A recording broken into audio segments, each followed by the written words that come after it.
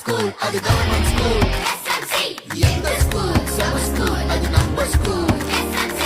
எந்த ஸ்கூல் சம ஸ்கூல் அது கவர்மெண்ட் ஸ்கூல். பாப்பா பள்ளிக்கூடம் வாப்பா அடியா சொல்லு ஸ்மார்ட்டா.